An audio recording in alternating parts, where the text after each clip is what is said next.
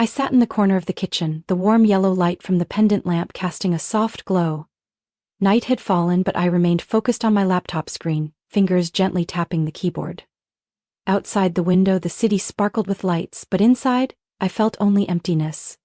It was as if our three-bedroom suburban home, once a cozy haven, had become nothing more than cold walls and unsettling silence.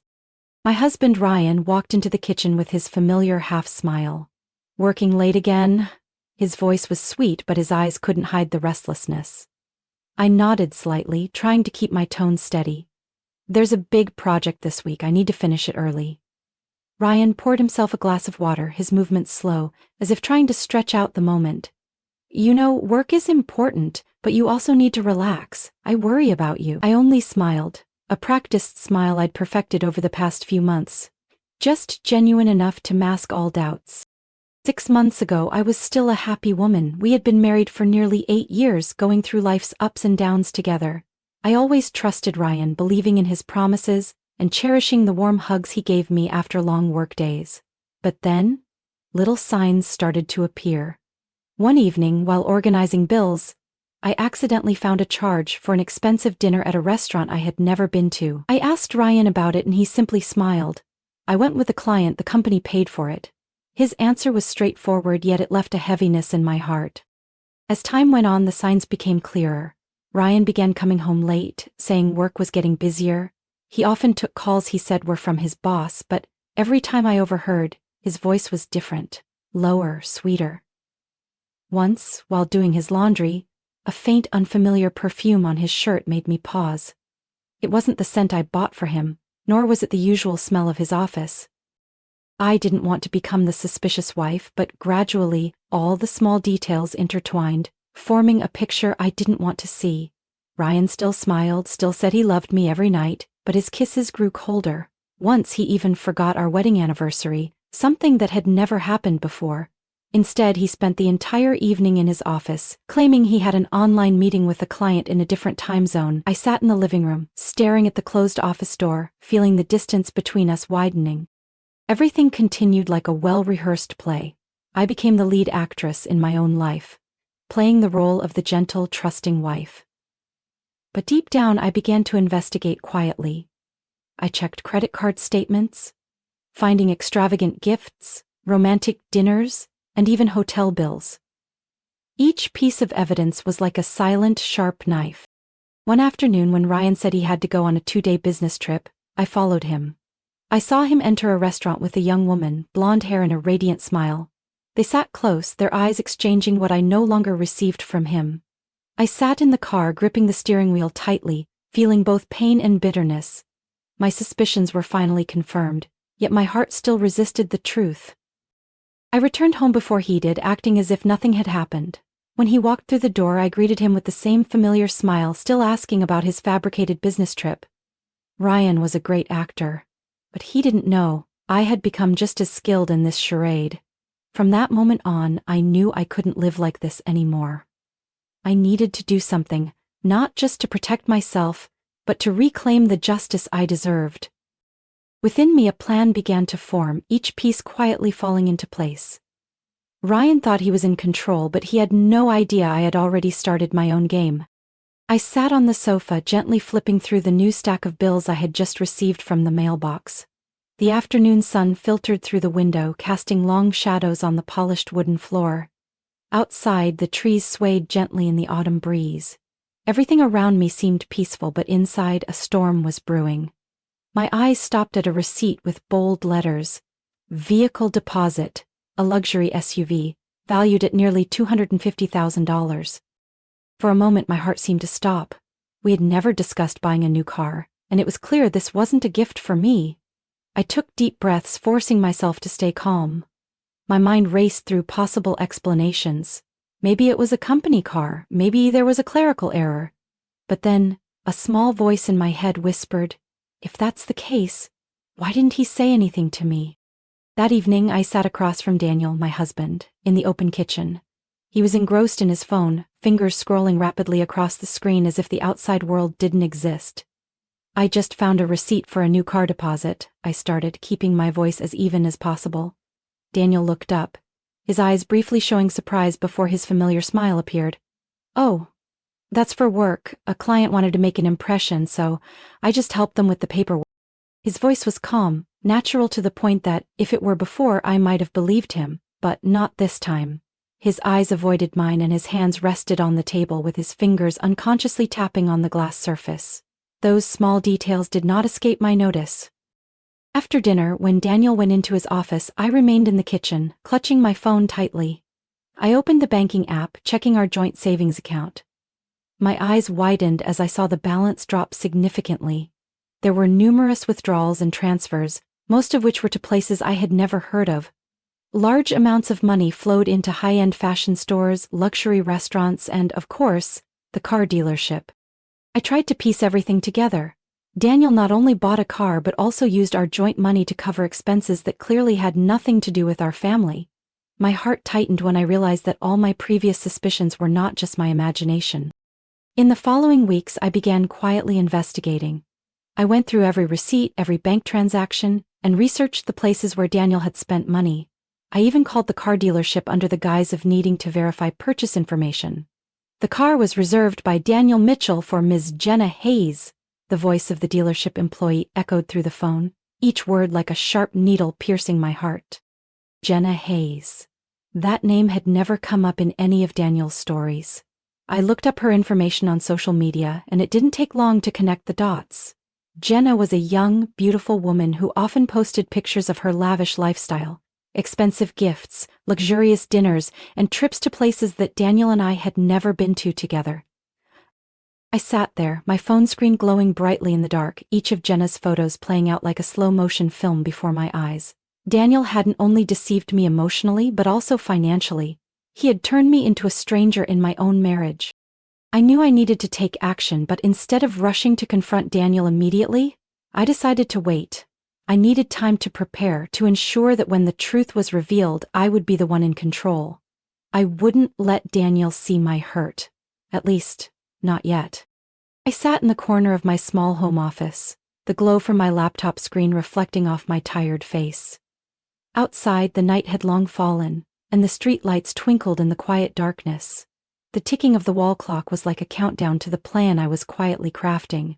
Since discovering the truth about Daniel and Jenna, I knew I couldn't just sit back and endure, but instead of getting angry or confronting him, I chose a different approach. One that Daniel would never see coming. I started by making a list of all the evidence I had collected: the car deposit receipt, suspicious transactions in our joint savings account, and even the photos Jenna posted on social media with items I knew Daniel had bought. Each document, each image, was carefully stored in a special folder, encrypted with a password only I knew. The next step was contacting the bank. I reported that our joint account had transactions that were not authorized by me. The bank representative's voice initially held some doubt, but when I provided specific evidence, they immediately launched an internal investigation. The account was temporarily frozen, and all subsequent transactions were closely monitored. Alongside that, I filed a complaint with the car dealership. I pretended to be a concerned wife, needing to verify the information about the car my husband had purchased. When I received confirmation that the car was not only under Daniel's name, but also registered to Jenna, I knew I had the key card in my hand.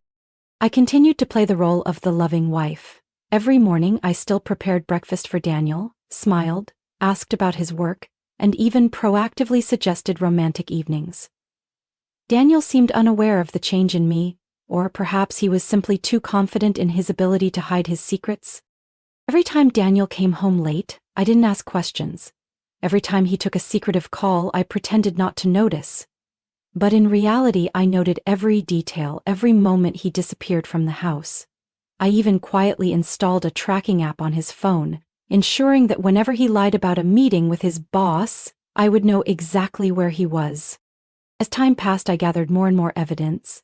Receipts from upscale restaurants, spa visits, and particularly the secret transfers to Jenna's account. All of it was carefully documented. I knew I only had one chance, and I needed to make sure that when I played my cards, Daniel would have no way out. I still remember the feeling when I first hit the send button to officially file complaints with the bank and car dealership. Part of me felt scared, but another part felt liberated. I was no longer the weak woman who just waited for the truth to unfold. I was creating my own opportunity, slowly pulling back the curtain to reveal Daniel's true face. Every night while Daniel slept soundly, I sat in the dark, quietly reviewing all the documents. I needed to make sure everything was perfect, with no loopholes for him to escape. Sometimes I looked at him, seeing his peaceful face, completely unaware that a storm was approaching. Once, when he asked me about the frozen bank transactions, I just smiled gently. "It's probably just a system error, honey. Let me call and check for you." Daniel nodded, fully trusting me. I just needed to wait a little longer until everything was ready. Deep down, I knew I wasn't only taking revenge on Daniel for his betrayal. I was finding myself again, reclaiming what belonged to me. And when the right moment came, I wouldn't hesitate to pull back the final curtain, exposing everything to the light. I stood in front of the mirror, adjusting the emerald green dress Ryan had chosen for tonight. The dress hugged my figure gently, the silky fabric soft against my skin, providing comfort while also exuding an elegant charm. The bedroom lights cast a soft glow, reflecting my image in the mirror, a gentle wife who completely trusted her husband. But only I knew behind that smile was a carefully orchestrated plan. Ryan walked into the room smiling with satisfaction when he saw I was ready. He wore a sleek black suit, his hair neatly styled, looking every bit like a perfect gentleman. "You look beautiful," he said, handing me a bouquet of vibrant red roses. "Tonight is going to be very special." "I'm looking forward to it," I replied, keeping my voice as natural as possible. We walked out of the house hand in hand like a happy couple, but in my mind every step of the plan was already mapped out clearly. Ryan had planned this evening for over a week. He wanted to take me to a fancy restaurant downtown, a place where we had celebrated many important occasions before. I knew his real intention wasn't for me. The luxury car he bought, the one paid for with our shared savings, wasn't a gift for me but for Jenna, his special client. I sat in the car looking out of the window, my hand lightly holding my clutch. Inside the clutch was my phone, with a call already set up. One press of a button and the repossession team and detective would spring into action. I had planned this night, every detail carefully calculated. When Ryan thought he was in control, he was actually just a pawn in the game I had created. The dinner unfolded exactly as I expected. Ryan ordered the most expensive dishes, chose wine from rare vintages, and even arranged for a pianist to play love songs. He spoke of old memories, of our love, but his eyes kept darting to his watch. I knew he was eagerly waiting for the moment to leave, to deliver the surprise gift to Jenna. "You seem a bit nervous," I asked, my voice sweet. "Oh, it's just work," he replied, forcing a smile. "A client needs my help right after dinner." "Really? That's a shame. I thought tonight was just for the two of us," I said, letting a hint of disappointment show. Ryan quickly grabbed my hand. "I'll be back soon. Can you go home first? I promise I'll make it up to you later." I nodded in agreement, gently, as if I completely believed him. But as soon as Ryan left the restaurant, I moved into action. I pressed the call button on my phone, and within a minute I received a confirmation message from the detective. "Everything is ready." I sat back at the table, finishing my dessert, feeling an unusual sense of peace. Ryan thought he was about to create a big surprise for Jenna, but the real surprise was waiting for him. Less than 30 minutes later, I received a message from the repossession team. "The car has been successfully repossessed. Everything went smoothly." I took a sip of tea, smiling softly.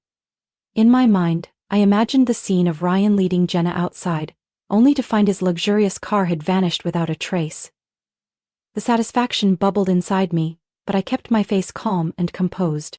When I returned home, the house was enveloped in silence. I changed out of my evening dress, slipped into a soft nightgown and sat on the sofa, opening my favorite book. I waited, knowing that sooner or later Ryan would come back, and when he did, the facade he had built would finally come crashing down. The door creaked open as the clock neared midnight. Ryan stepped in, his face flushed, his eyes filled with confusion and anger. He slammed the door shut, the keys in his hand clattering sharply against the floor. "You're still up?" he asked, his voice tight. "I was waiting for you," I replied, not looking up from my book. Ryan said nothing more, just stood there, his fists clenched so tightly that his knuckles turned white. I knew the real game had only just begun. I sat on the sofa, flipping through the pages of my book, but in truth I couldn't read a word. The soft yellow light filled the living room, creating a warm and peaceful ambiance. However, that peace was only on the surface, as a storm was brewing within me. I had prepared myself for this moment, knowing it would come, but when the door opened and Ryan's figure appeared, my heart still beat faster than usual. Ryan walked into the house, his face pale, beads of sweat glistening on his skin. His expensive dress shirt was wrinkled, his tie hanging loosely around his neck. His eyes darted around the room as if searching for something or perhaps looking for a place to hide. He closed the door so hard the frame rattled, and the keys in his hand fell to the floor, making a sharp, cold sound in the quiet space. "You're still up?" His voice was hoarse, as if he had just woken up from a nightmare. "Yeah, I couldn't sleep," I replied, my voice gentle but not hiding the indifference. "You're home late." Ryan didn't respond immediately. He awkwardly took off his shoes, walked over, and sat down on the chair opposite me. His hands trembled as he poured water from the glass pitcher, spilling most of it onto the table. He panted, trying to regain his composure but failing completely. "Is there anything you want to talk to me about?" Ryan asked, his voice a bit rushed. "Nothing special," I smiled, turning another page of my book. "How about you? You seem to have had a long day." He looked at me, his eyes filled with a mix of suspicion and fear. "Just work issues," Ryan mumbled, but his voice lacked the confidence it usually had. I nodded slightly, not probing further into the story. I knew exactly what had happened, but there was no reason to rush. Everything had just begun. In the following days, Ryan became more unusual. He constantly received phone calls, his voice always soft but tense. Whenever I walked into the room, he would immediately hang up or pretend to be checking emails. One morning, when I woke up, I saw him sitting at the dining table, his head buried in his hands, his phone glowing brightly in front of him. "Are you okay?" I gently asked, pulling out a chair to sit across from him. Ryan jolted, looking up, his eyes bloodshot from lack of sleep. "It's just a little issue with the bank," he said, forcing a smile. "My account is temporarily frozen. They said there were signs of fraud." "Really? The bank is quite sensitive, huh?" I said, my voice filled with fake surprise. "Do you need me to help with anything?" "No," he replied immediately, then hurriedly adjusted his tone. "I mean, I can handle it. It's probably just a mistake." I nodded, stirring my coffee, letting Ryan sink into his own chaos. I knew that not only the bank but also the car dealership was investigating the purchase transaction under Jenna's name. Every corner Ryan tried to cover up was gradually being exposed. When the final door closed behind Ryan, I sat silently in the armchair in the living room, feeling the unusual quiet envelop the house. No more of his hurried footsteps, no more whispered phone calls or sweet lies. It was just me and a vast space full of potential to start over. I slowly stood up, taking deliberate steps around the house I once considered a home. Cold gray walls, the abstract paintings Ryan liked to hang, the stiff black leather sofa, everything seemed to bear his mark, while I felt lost in my own home. But now, everything was different. I would transform this place into my own, a space that truly reflected who I was. I started by thoroughly cleaning up. The old furniture and decorations Ryan had brought in were packed into cardboard boxes. I didn't want to keep anything that reminded me of the past. Each item removed from the house felt like a heavy layer being lifted from my heart. I hired a repair team to repaint the walls, choosing warm and bright tones. The living room became a soft blue, the bedroom a gentle blush pink, and the home office a crisp white, bringing a sense of peace and tranquility. As the house gradually changed its appearance, I felt as if I was being reborn. I began taking better care of myself. Every morning, I dedicated time to yoga on the terrace, breathing in the fresh air and allowing my body to relax. I planted more greenery around the house, small flower pots by the windows, so that whenever the sunlight poured in, the house seemed to burst with new life. One morning, while sipping coffee on the balcony, I opened my phone and scrolled through my contacts. Familiar names appeared, old friends I had gradually drifted away from during my time with Ryan. I realized I had isolated myself for too long, all in the name of keeping my small family intact. I sent a message to Amanda, my best friend from college, whom I hadn't seen in nearly 2 years. Her reply came quickly. "How about meeting this weekend? I miss you so much." Meeting Amanda was like a door opening to a new world for me. We sat at a small cafe on the corner, sharing countless stories. Amanda listened to me talk about what had happened without judgment or pity. "You've become so much stronger, Anna," she said, her eyes full of encouragement. Since that day I gradually reconnected with my old friends. I attended gatherings and joined group exercise sessions every Sunday morning. I felt like I was truly living as myself without having to pretend or hide my emotions.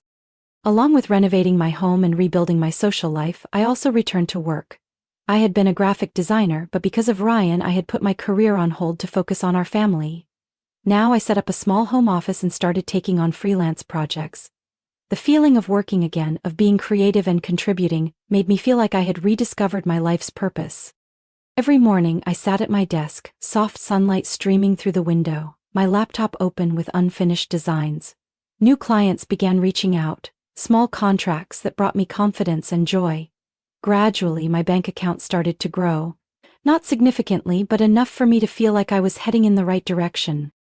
I realized that life didn't have to be perfect. The cracks in my past didn't make me weaker, instead they were marks that helped me become stronger and more mature. My new home with its bright colors, my passionate work, and my genuine friends helped me find myself again. Now when I look in the mirror, I see a different woman, not the wife who always tried to please her husband, but a confident Anna who knew how to love herself and was ready to embrace all the good things life had to offer. I sat in the wicker chair on the balcony, holding a hot cup of tea, the steam carrying the gentle scent of jasmine. The suburban morning was so peaceful, with birds chirping and leaves rustling in the light breeze. The fresh air swept through every nook, blowing away the remaining worries in my heart. For the first time in months, I truly felt a sense of relief. Since the day Ryan left this house, everything gradually returned to the path I had once dreamed of. The police and financial investigators quickly took action after I provided all the evidence of his financial misconduct. Calls from the bank, the car dealership, and the authorities became a regular occurrence for him. But now, I no longer had to worry or think about them. Each investigation update I received, I simply read and then deleted, as if erasing a page of an unworthy past. The day Ryan was summoned to court, I didn't appear. Instead, I chose to spend that morning strolling through the park, admiring the newly bloomed flowers and enjoying the fresh air. Amanda texted to check in and I simply replied, "Everything is fine." I didn't need to see Ryan face the consequences to feel satisfied. The fact that he was being investigated, had lost his job, and might face criminal charges was enough for me to feel that justice had been served. That afternoon, I sat down at my desk, opened an old notebook, and began writing down my plans for the future. I had spent too much time living in the past. Now it was time to focus on myself. On the first page of the notebook, I wrote in bold letters, "Things I want to do." Then, ideas flowed freely from my pen. Travel to Italy and see Venice on a gondola. Take a cooking class and learn how to make exciting dishes from around the world. Open a small shop selling handmade crafts, where I could create charming decorative items and bring joy to others. I started researching travel options, creating itineraries and budgeting. I booked a flight to Italy in the fall, the perfect time to visit Venice with its pleasant weather and dreamy scenery. The thought of exploring freely, no longer bound by anyone or anything, filled me with excitement. Alongside planning my trip, I also began preparing for my business venture. I had always loved crafting, from handmade bracelets to small, beautiful paintings. Now I had the opportunity to turn my passion into a real job. I enrolled in a short course on product design, learning about marketing and online sales. In the evenings, I sat at my desk, meticulously creating each item. Each completed product felt like adding a new brick to the foundation of my life.